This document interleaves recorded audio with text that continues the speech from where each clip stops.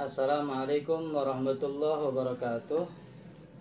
Para siswa kelas 11 IPS 1 yang saya banggakan, bahwa untuk materi pada saat ini insya Allah kita masuk pada bab yang kedua tentang pertumbuhan ekonomi dan pembangunan ekonomi.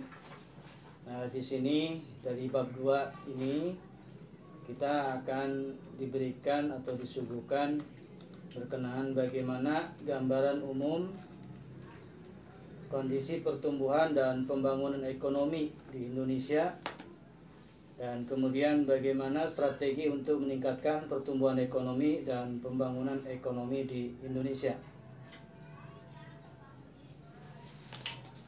Selanjutnya kita akan masuk dalam pembahasan pertumbuhan dan pembangunan ekonomi, diawali dari pembahasan pertumbuhan ekonomi itu sendiri.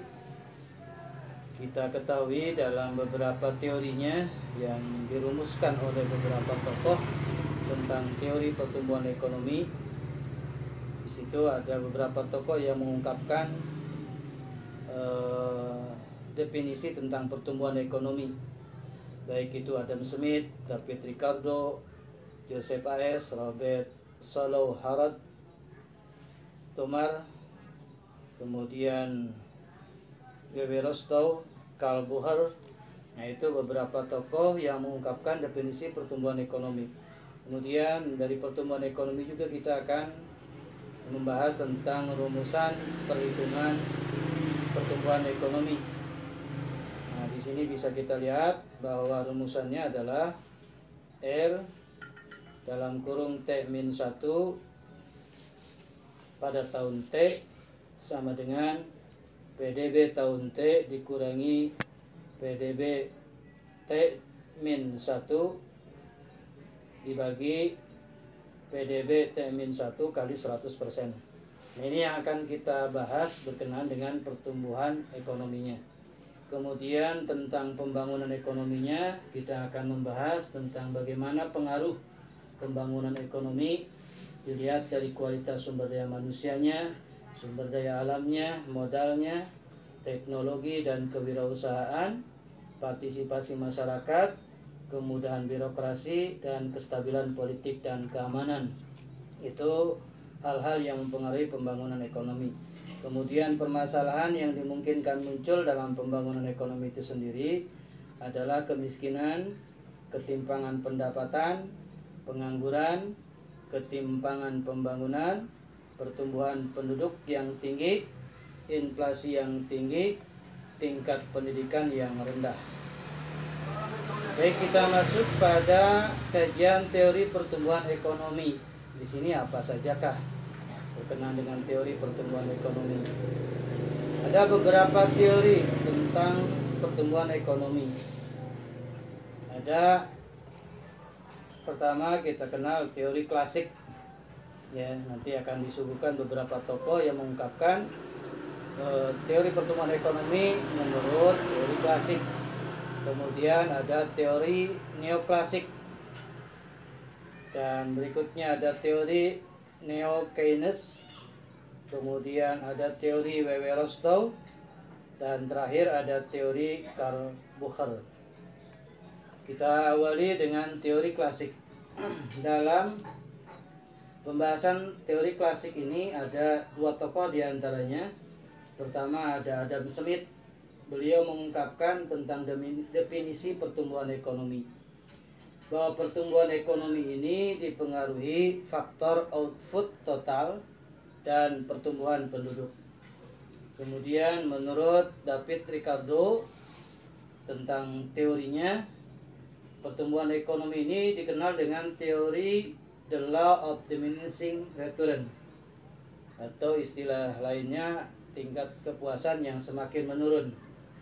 Kemudian yang kedua, peningkatan produktivitas tenaga kerja yang memerlukan kemajuan teknologi serta akumulasi modal yang cukup. Nah, itu diantara dua tokoh yang mengungkapkan pertumbuhan ekonomi masuk dalam teori klasik. Kemudian ada teori neoklasik. Di antara tokohnya diantaranya ada Joseph A. Schumpeter. Beliau mengungkapkan tentang teori pertumbuhan ekonomi ini adalah merupakan proses inovasi yang dilakukan inovator dan wirausahawan. Kemudian yang tokoh keduanya masih dalam teori neoklasik ada namanya Robert Solow. Beliau mengungkapkan bahwa pertumbuhan ekonomi adalah rangkaian kegiatan yang bersumber pada manusia, akumulasi modal, teknologi modern, dan hasil atau output. Kemudian ada yang ketiga teori Neo-Keynes. Teori Neo-Keynes ini diungkapkan oleh dua tokoh, ada Roy F. Harrod dan F.C. D. Domar. Beliau mengungkapkan bahwa faktor yang mempengaruhi peningkatan pertumbuhan ekonomi adalah adanya pengaruh investasi pada permintaan agregat dan pertumbuhan kapasitas produksi. Penanaman modal menjadi komponen penting dalam proses pertumbuhan ekonomi. Kemudian ada lagi teori W.W. Rostow. Beliau mengungkapkan tentang pertumbuhan ekonomi ini dilihat dari beberapa tahapan. Pertama ada tahap masyarakat tradisional atau disebut dengan the traditional society. Kemudian tahap prasyarat tinggal landas atau disebut dengan the condition of take off. Kemudian ada tahap yang ketiga, tahap tinggal landas atau disebut dengan the take off. Kemudian tahap menuju kedewasaan. Nah, ini disebut dengan maturity. Kemudian tahap konsumsi tinggi. Nah, ini adalah disebut dengan high mass consumption. Nah, itu tentang teori W.W. Rostow. Nah, setelah kita mengetahui itu, juga ada teori lain, diantaranya teori Kalbucher. Teori Kalbucher ini mengungkapkan tentang bagaimana pertumbuhan ekonomi bisa dilihat. Pertama, produksi untuk kebutuhan sendiri. Ya, bagaimana tentang rumah tangga yang tertutup. Kemudian kondisi perekonomian sebagai perluasan perputaran produk di pasar atau yang disebut dengan rumah tangga kota. Kemudian yang ketiga, pada perekonomian nasional, di mana peran perdagangan makin penting untuk rumah tangga negara. Kemudian ada kegiatan perdagangan telah meluas melintasi batas negara. Nah, ini disebut dengan rumah tangga dunia. Nah, itu beberapa teori berkenaan dengan pertumbuhan ekonomi. Nah, sekarang kita masuk dalam kajian rumus penghitungan pertumbuhan ekonomi. Sebagaimana di awal saya ungkapkan tadi, di mana rumusnya adalah R atau disebut tingkat pertumbuhan ekonomi, ya, yang dinyatakan dalam persentase, di mana pada tahun tertentu dikurangi, ya, pada tahun berikutnya itu akan sama dengan produksi domestik bruto tahun tertentu dikurangi oleh produk domestik bruto tahun sebelumnya dibagi oleh produk domestik bruto tahun sebelumnya kali 100%.